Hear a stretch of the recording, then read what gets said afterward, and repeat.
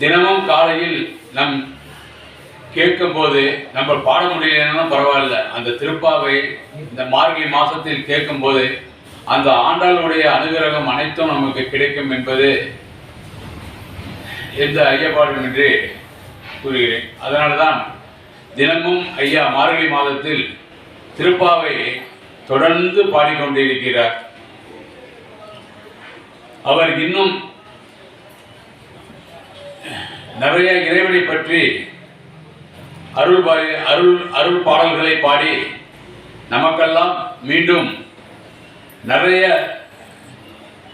செய்திகளையும் எங்களுக்கு அறியும்படி ஆண்டவன் செவிக்கு விழும்படியும் கூறிக்கொண்டிருக்கிறார்.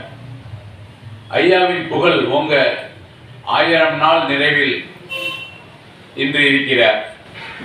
அவருக்கு பிப்ரவரி 10ஆம் தேதி அவரை கௌரவப்படுத்தும் விதத்தில்